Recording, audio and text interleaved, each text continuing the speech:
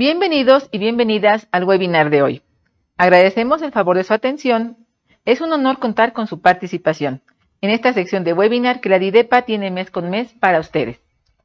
Hoy nos adentramos en un tema fascinante y transformador, la neurociencia vinculada a la educación. El tema que hoy abordaremos es neurociencia y aprendizaje, cómo el cerebro aprende y qué deben saber los docentes. El objetivo del webinar es conocer los fundamentos de la neurociencia aplicados a la enseñanza, para mejorar la comprensión de los procesos cognitivos básicos como son la atención, memoria, motivación y emociones, para entender cómo funciona el cerebro y así diseñar estrategias educativas que estén en sintonía con el funcionamiento natural del cerebro. Exploraremos cómo los avances en este campo no solo han cambiado nuestra comprensión del cerebro humano, sino también cómo pueden revolucionar nuestra labor como docentes y el impacto que generamos en la vida de nuestros estudiantes. La neurociencia nos ha revelado maravillas sobre el cerebro, su capacidad de adaptación, su plasticidad y los complejos procesos que subyacen al aprendizaje. Sin embargo, también nos plantea preguntas fundamentales. ¿Qué implica realmente aprender desde el punto de vista del cerebro? ¿Qué sucede en la mente de nuestros estudiantes mientras intentan aprender? Hoy, de la mano de nuestro invitado, nos embarcaremos en un recorrido que nos ayudará a conectar la ciencia con nuestra práctica docente diaria. Sin más preámbulo, damos la bienvenida al maestro en psicología, Daniel Castro Domínguez. Bienvenido, maestro. Gracias. Cuyo conocimiento en psicología, neurociencias y neuroeducación será clave para adentrarnos en este fascinante tema. A continuación, presentaré una breve semblanza de su trayectoria profesional. El maestro Daniel es licenciado en Psicología, egresado de la Facultad de Psicología de la UNAM. Maestro en Psicología, egresado del programa de posgrado con residencia en Neuropsicología Clínica de la UNAM. Ha trabajado como jefe de residentes del Servicio de Neuropsicología Clínica en el Hospital 20 de Noviembre. Cuenta con 3 años de experiencia trabajando con población con trastorno de espectro autista y síndrome de Asperger en la Clínica Mexicana de Autismo y Alteraciones del Desarrollo. Ha participado en diversos cursos, diplomados y congresos en el área de la neuropsicología, psicobiología y neurociencias, como ponente y presentador de carteles a nivel nacional e internacional. Se ha desempeñado en el área clínica, hospitalaria, con 3 años de experiencia en el Hospital Psiquiátrico Granja La Salud. Finalmente, cuenta con 5 años de experiencia como instructor, impartiendo módulos en diplomados y talleres afines al área de la psicología clínica, evaluación psicométrica y evaluación neurocognitiva. Actualmente es académico de la Facultad de Estudios Superiores Zaragoza y estudiante del doctorado en el programa de posgrado de Psicología de la UNAM. Maestro Daniel, nuevamente gracias por acompañarnos. Muchas gracias, maestra, al contrario. Les recordamos que en la sección del chat pueden colocar sus comentarios o dudas, mismas que serán respondidas por el maestro Daniel al término de la charla. Asimismo, encontrarán la liga para el registro de asistencia a esta acción académica, de la cual pueden obtener constancia de participación. Estimado maestro Daniel, estamos en un momento único en la historia de la educación, donde la tecnología y la ciencia nos ofrecen herramientas que hace apenas unas décadas eran inimaginables. La neurociencia no solo nos ayuda a entender cómo el cerebro aprende, sino también cómo enseñar de manera que ese aprendizaje sea duradero, significativo y acorde a las necesidades de cada estudiante. En este contexto, ¿qué es la neuroeducación y cuál es su propósito principal? Sí. Muchas gracias, maestra, primero por la invitación. Y pues bueno, es un tema bastante interesante, como usted comenta, sobre todo por esta generación en la que nos encontramos actualmente, o en esta etapa de la información, del manejo de la información, en el que pues existen muchas herramientas tecnológicas que, si bien lo comenta, pueden favorecer el aprendizaje, también pudieran afectarlo o retrasarlo, ¿no? Uh-huh. Creo que usted comentó 2 puntos clave de la neuroeducación, que se centra en generar en los estudiantes aprendizajes significativos, bien lo mencionó, y además duraderos. Y eso es un punto clave que nosotros debemos conocer cuando estamos frente a un grupo en este proceso de enseñanza y aprendizaje. Dicho esto, pues entendemos nosotros a la neuroeducación como esa disciplina que se encarga principalmente de 2 cosas. conocer cómo funciona el cerebro en los procesos de aprendizaje. Creo que es algo un poquito complicado si lo tratamos de implementar a nuestra práctica docente. Y en segundo momento, además de conocer, busca estimular el desarrollo del aprendizaje de acuerdo a las diferentes necesidades de los estudiantes, como usted bien lo comentaba. Entonces, pues básicamente podemos entenderlo de esa manera. Es una disciplina que se encarga de estudiar cómo es que el cerebro aprende a partir de todas las estructuras involucradas en el aprendizaje y además de qué manera nosotros como docentes podemos estimular el adecuado desarrollo o el adecuado funcionamiento de estas estructuras para fortalecer el aprendizaje. Gracias, maestro. ¿Cuáles son algunos de los mitos más comunes sobre el cerebro y el aprendizaje?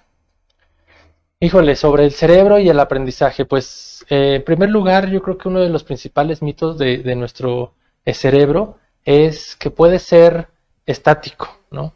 Que llega un punto de nuestro desarrollo, por ejemplo, la etapa adulta o cuando somos adultos mayores, en las que nuestro cerebro ya no va a poder adquirir ningún tipo de información, lo cual es un error, ¿no? Nuestro cerebro puede estar estimulado constantemente a lo largo de nuestra vida. Y obviamente algunas de las actividades que van a favorecer el desarrollo o la estimulación de nuestro cerebro, pues van a ser esas actividades que a nosotros nos generen un esfuerzo cognitivo, le llamamos un esfuerzo cognitivo, un esfuerzo mental. Si nosotros acostumbramos a nuestro cerebro, llamémoslo así, a una zona de confort, pues probablemente no exista esta estimulación del medio y eso genere pues que no haya una nueva plasticidad cerebral, ¿no? Si me permite el término, antes de tocarlo, nuevas conexiones neuronales, ¿no?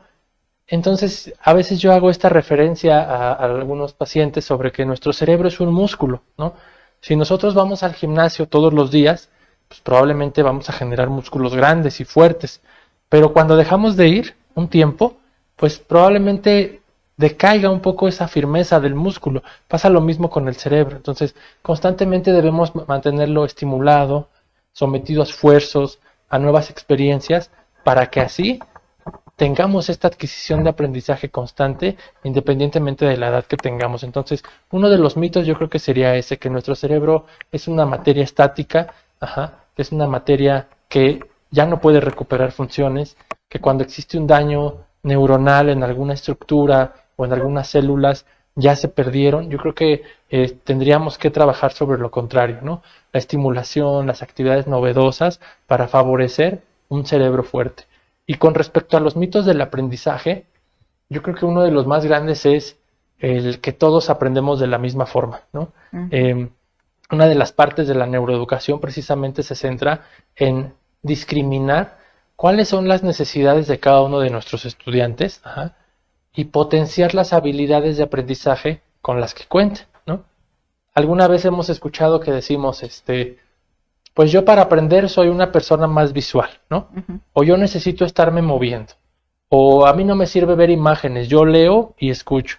Y es cierto, cada uno de nosotros tenemos mejor desarrolladas, no digo que no desarrolladas, sino mejor desarrolladas algunas habilidades que otras. Entonces, como docentes, debemos generar estas prácticas que nos permitan identificar pues cuáles son las diferentes vías sensoriales de aprendizaje de nuestros estudiantes y estimularlas, ¿no? Decíamos en alguna ocasión, tampoco como docente puedo adecuar mi materia a las necesidades de cada uno.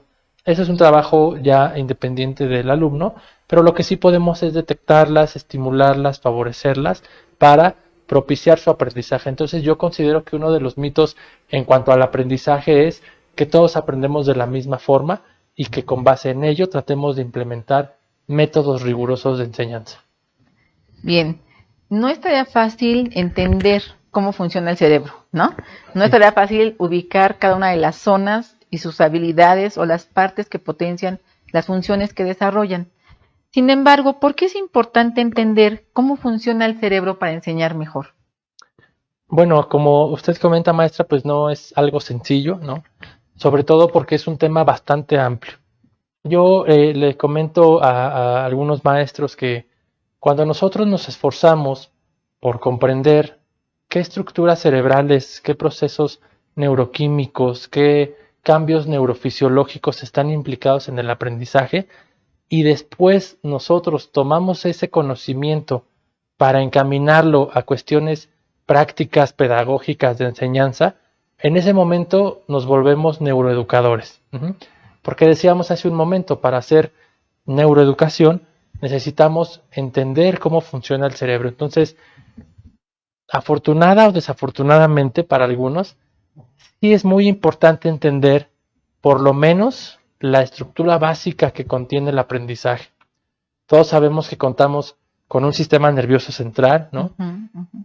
Contamos con un sistema nervioso, siempre les digo, sin ponerle apellidos, es decir, sin decir sistema nervioso central, sistema nervioso periférico, sistema nervioso autónomo, y que si lo reducimos al aprendizaje, cada uno de ellos está involucrado en él, ¿no? Por las funciones que realiza. Pero sin ponerle apellidos, todos sabemos que tenemos un sistema nervioso. Todos debemos saber que tenemos un cerebro, que este cerebro contiene diferentes áreas. Cada una de estas áreas lleva a cabo distintas funciones, ¿no?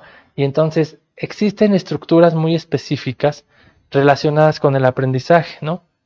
Funciones asociadas a nuestro lóbulo occipital, por ejemplo, con los procesos atencionales, a nuestro lóbulo temporal con nuestras funciones de memoria, ¿no? Una estructura llamada hipocampo, ¿no? Las estructuras del sistema límbico que también regulan estas emociones, ¿no? Es decir, hablar de las estructuras es hablar de muchas estructuras que en conjunto llevan a cabo una misma función. Sin embargo, pues es de vital importancia entenderlo. ¿Para qué nos va a ayudar a entenderlo?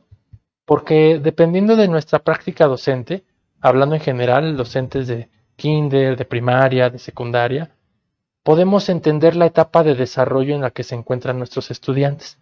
Y entonces no vamos a trabajar de la misma forma con un adolescente de 15, 16 años que con un estudiante de posgrado de 30 años. No hablo de las dinámicas que se pueden implementar en el aula, sino hablar de que yo soy consciente de la maduración del sistema nervioso en el que se encuentra este individuo. Y a partir de ello entonces puedo propiciar estrategias, herramientas metodológicas que estimulen ese aprendizaje, ¿sí?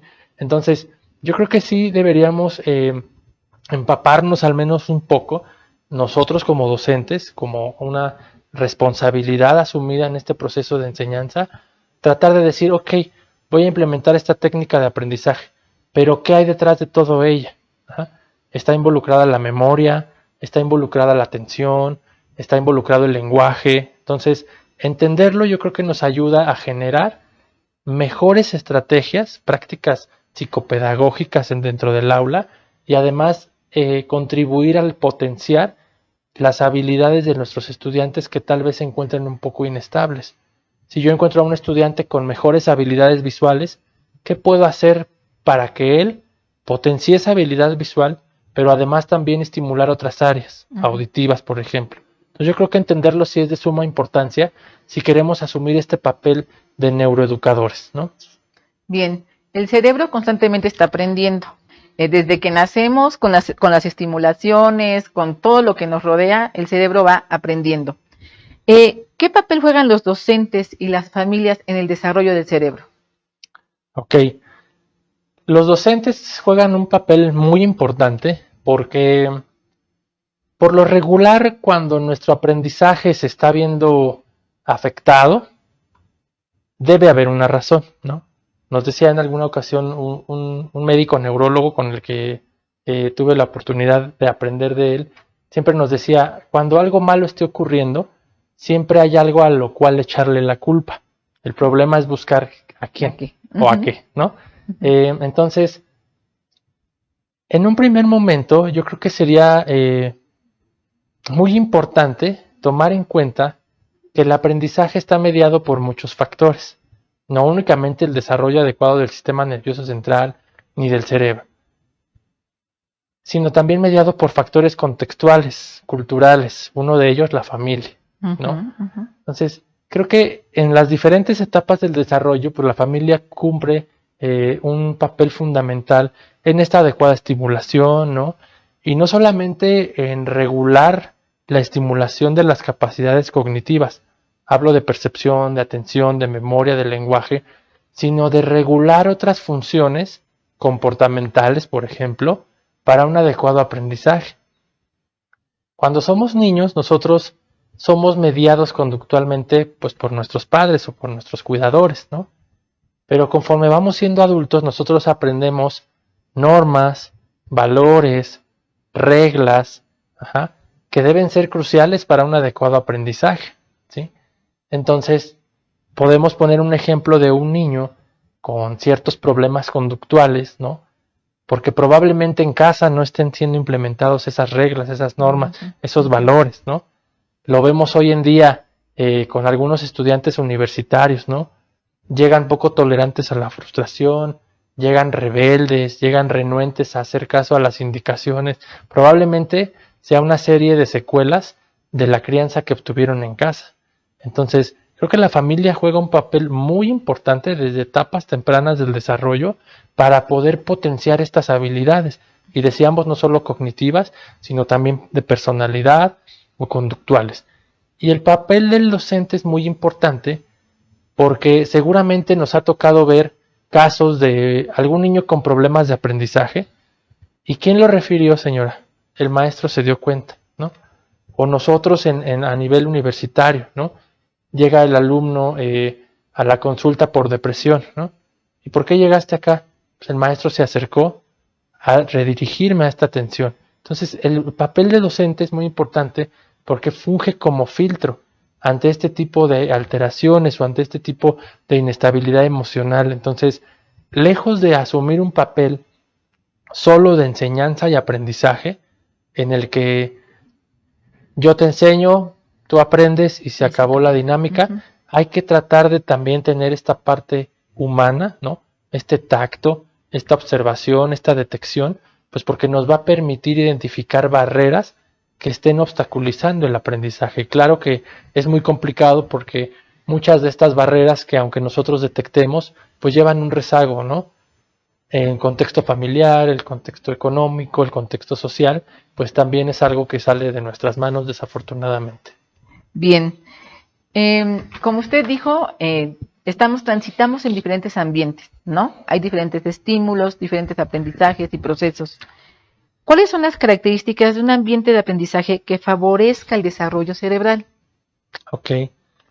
Bueno, hablando de estas características que favorezcan el desarrollo cerebral, ya en alguna otra ocasión habíamos platicado sobre las habilidades de metacognición, ¿no?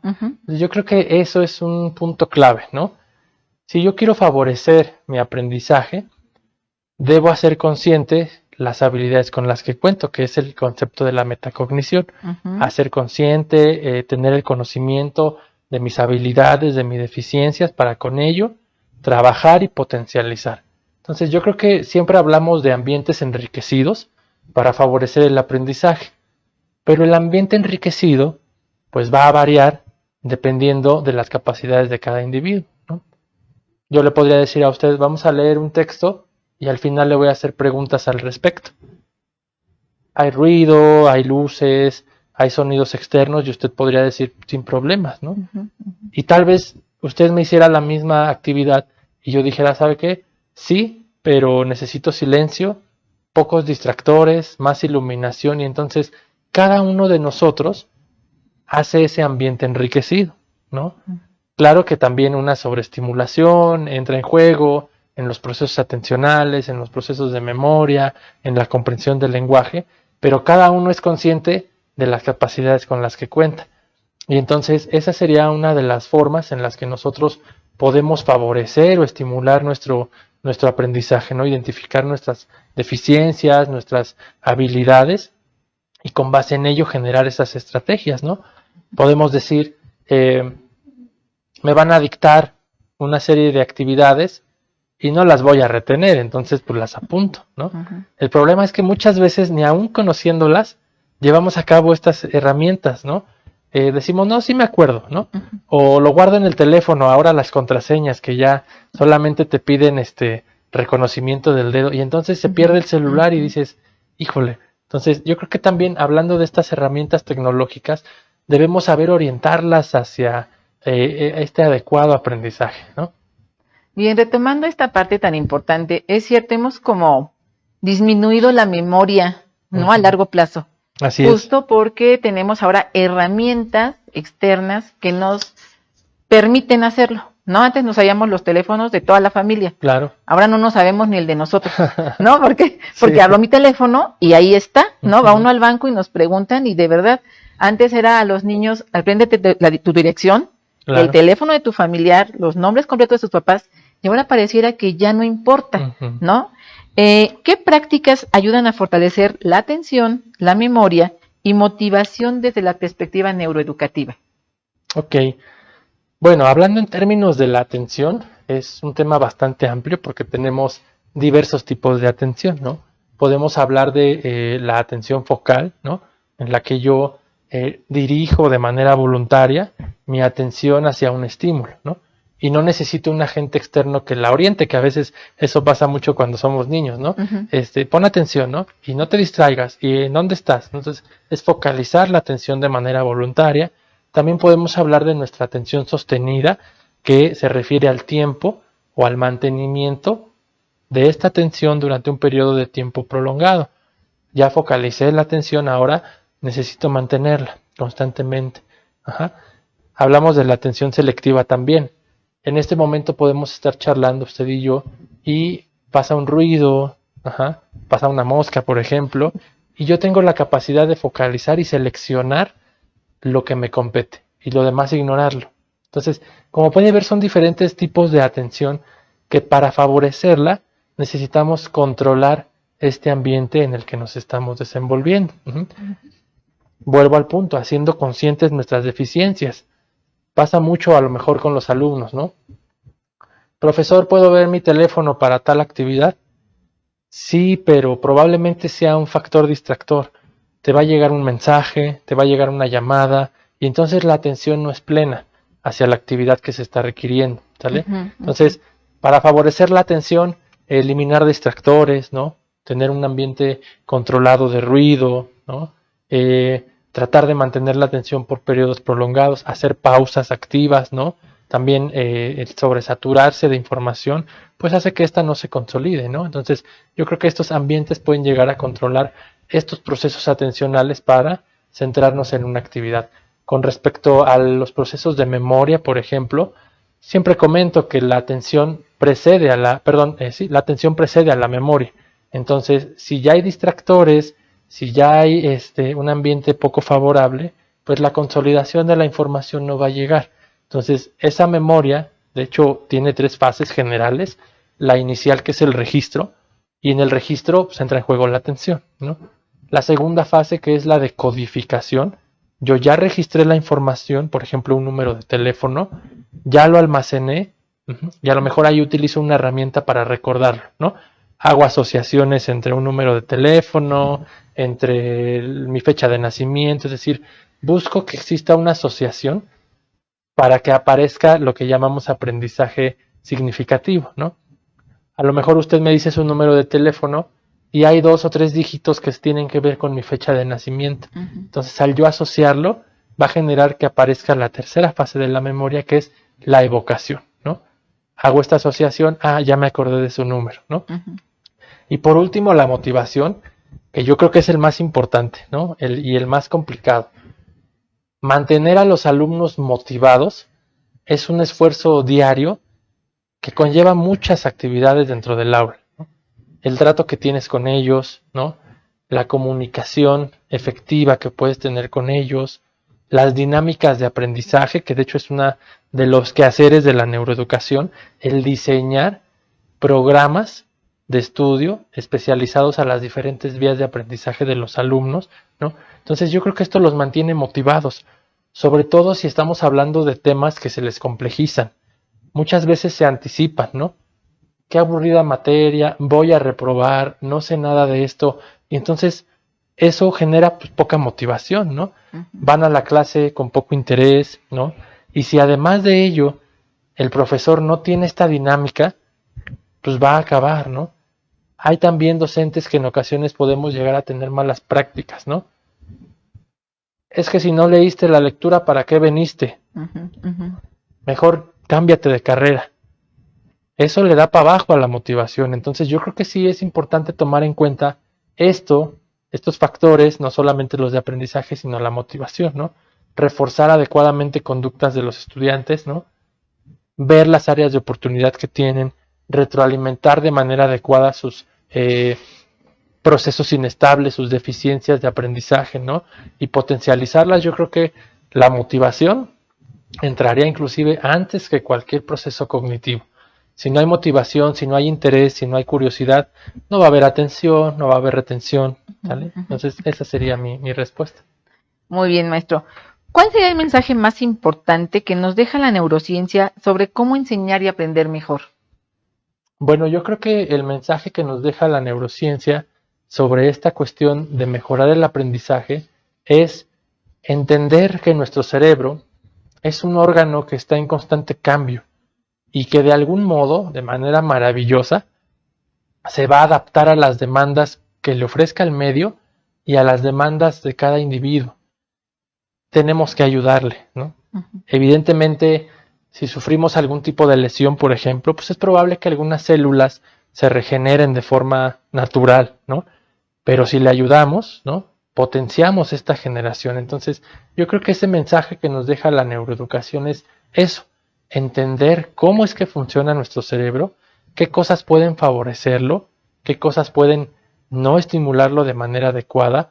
Y una vez que entendemos eso, nosotros como docentes, pues diseñar estas estrategias, generar medios de enseñanza más enriquecedores, ¿no? Entonces, yo creo que la neuroeducación es algo que debería de implementarse en todos los niveles, ¿no?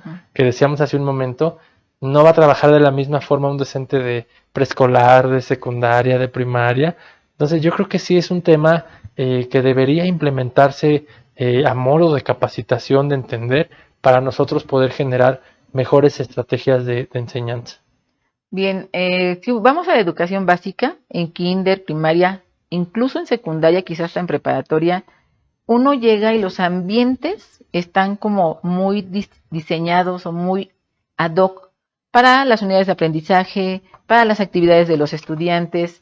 Sin embargo, eso cambia, ¿no?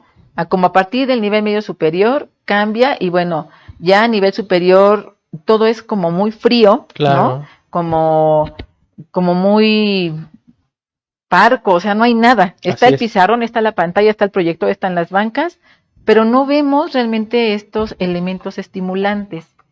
¿Cómo sería un aula o un ambiente con estos elementos de la neuroeducación a nivel superior? Sí, creo que eso que comentas es muy interesante porque si nos damos cuenta, cuando vamos al preescolar, ¿no? Entramos a un salón y hay plastilina, pinturas, juguetes, bloques, música, bailan, cantan, y ese es un ambiente bastante estimulante, pues por la etapa de desarrollo en la que se encuentra su cerebro, ¿no? Si pasamos a la primaria ocurre más o menos lo mismo, ¿no? Nos dejan maquetas, hacemos bailables, obras de teatro, entonces mucha estimulación. En la secundaria todavía, ¿no?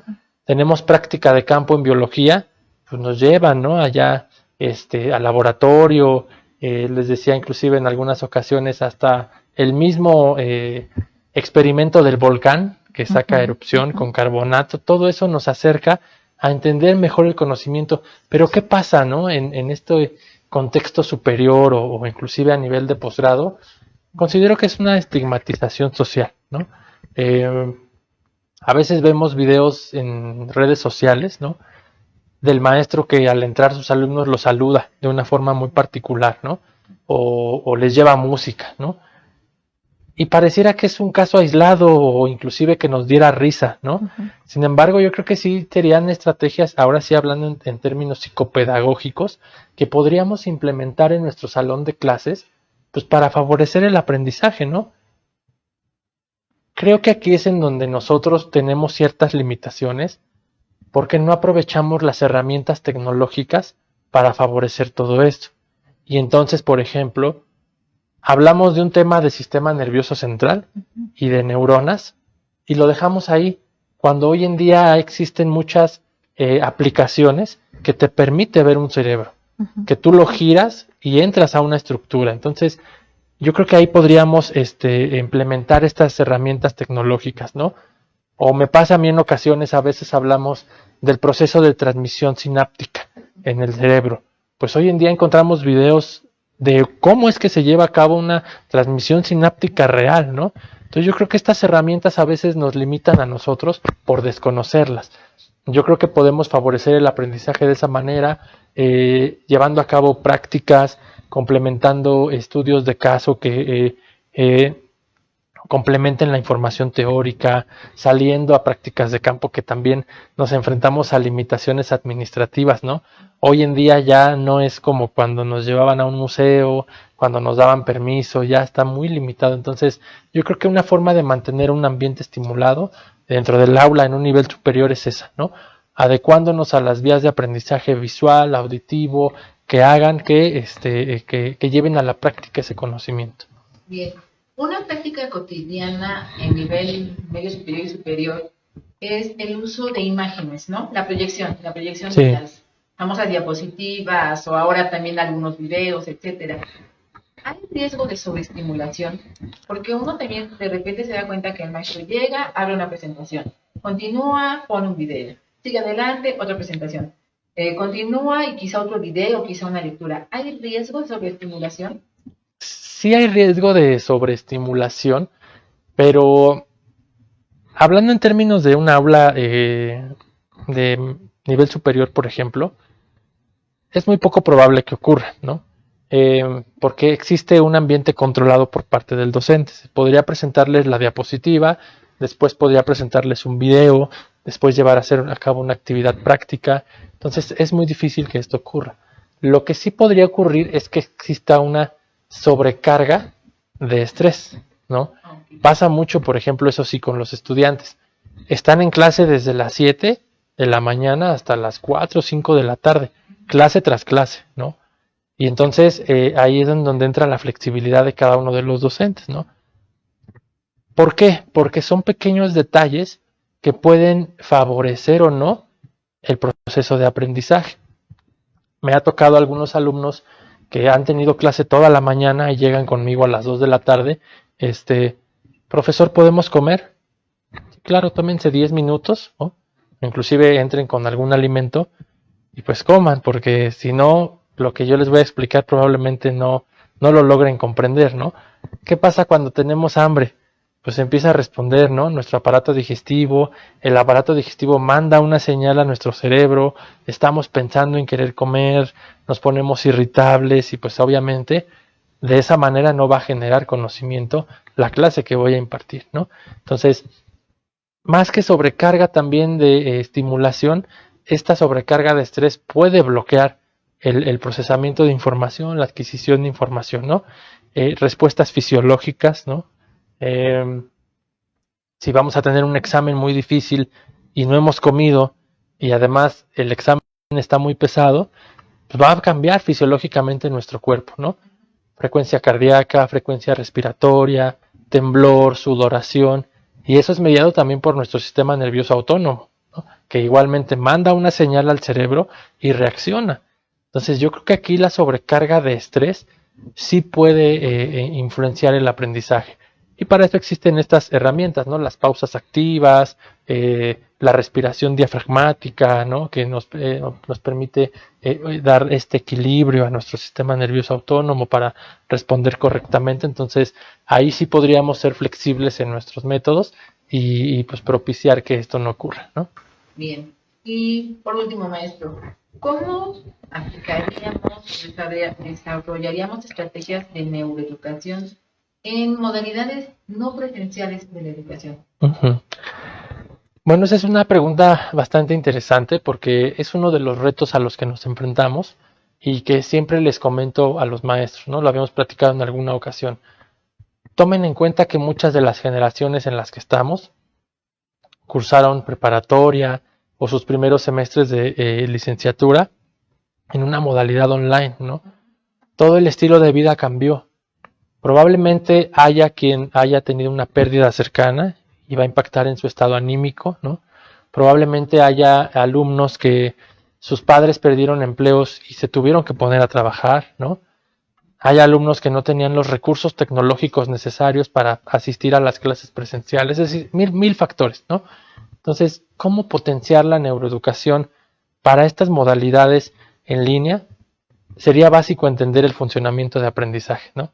Ahí sí no nos lo podríamos brincar porque hablábamos de estructuras cerebrales, de vías de acceso a la información. Entonces, cuando hablamos de una modalidad remota, pues es muy poco probable que accedamos a otras vías sensoriales que no sean visuales o auditivas. Uh-huh. Y a veces ni eso, porque apagan la cámara y parece que hablamos al aire, ¿no? Entonces es una pregunta complicada porque sí considero que tendríamos que entender primero el funcionamiento del cerebro por estas dos vías de adquisición de la información, pero además para que este aprendizaje sea eficiente, para que yo pueda diseñar una estrategia de aprendizaje eficiente, que sería la otra parte de la neuroeducación, pues hay que tomar en cuenta muchos factores, ¿no? Contextuales del alumno. Si ya desayunó, si no está desvelado, si en su ámbito familiar no hay alguna problemática, ajá, que tenga un ambiente enriquecedor en donde va a tomar la clase, los recursos tecnológicos, es decir, mil cosas. Entonces yo creo que sí sería un reto, pero hay que tomar en cuenta que hoy en día tenemos alumnos en modalidad presencial que forjaron muchos conocimientos en esa etapa de su vida, ¿no? Entonces tomarlo en cuenta y todos estos factores también. Gracias, maestro. Para cerrar, ¿algún comentario adicional que le gustaría compartir o las conclusiones de este importante tema? Claro, pues ya a manera de conclusión, pues consideraría de crucial importancia empezar a empaparnos más de todos estos temas, ¿no? Sobre todo de la neuroeducación, que ya habíamos comentado, entender cómo funciona nuestro cerebro y partir de ahí para diseñar estrategias de aprendizaje adecuadas a las diferentes necesidades de los alumnos es vital, ¿no? Si nosotros queremos pararnos frente a un grupo a impartir clase, es muy importante entender cómo es que se da esta enseñanza, ¿no? Ante qué etapa de desarrollo nos estamos enfrentando, de qué manera pudo potenciar su aprendizaje. No es tan sencillo. Sin embargo, pues muchos maestros lo adquieren a partir de la práctica, ¿no? Me ha tocado ver que me dicen, yo ya hacía eso, pero no sabía que tenía ese nombre, ¿no? O yo ya hago eso, pero no sabía que estaba relacionado con las emociones, ¿no? Entonces, yo creo que entenderlo, porque no digo que no lo hagamos, sino entenderlo desde esta parte, pues neurocientífica, nos permite adecuarlo mejor, ¿no? O hacer ciertas cambios en nuestra estrategia de aprendizaje. Entonces yo creo que esa sería como la conclusión, ¿no? Fomentar este análisis de neurociencia, implementarlo a nuestra práctica diaria y pues generar mejores ambientes de aprendizaje. Gracias, maestro. Antes de cerrar este enriquecedor espacio, quiero invitarlos a reflexionar sobre lo que hemos aprendido hoy. Hemos descubierto cómo los avances en la neurociencia nos ofrecen una mirada más profunda y precisa sobre los procesos de aprendizaje. Y cómo, como docentes, podemos utilizar este conocimiento para impactar positivamente en la vida de nuestros estudiantes. Reiteramos nuestra gratitud a los participantes por acompañarnos en este espacio de aprendizaje compartido. Al maestro Daniel le agradecemos profundamente por compartir su conocimiento y experiencia con nosotros y por recordarnos que enseñar no solo es transmitir información, sino transformar vidas. Ver más allá de lo que ocurre en el aula, tener en cuenta los ambientes, tener en cuenta los contextos, ¿no? Gracias por su generosidad al compartir sus conocimientos, maestro. Al contrario, un placer, muchas gracias. A nuestro nuevo editorio les recordamos que la DIDEPA seguimos trabajando el programa permanente de capacitación 2025 y los invitamos a estar al pendiente de la oferta educativa diseñada para ustedes. Recordemos que DIDEPA es capacitación, DIDEPA es formación. Patria, ciencia y trabajo, somos UAMX. Hasta la próxima.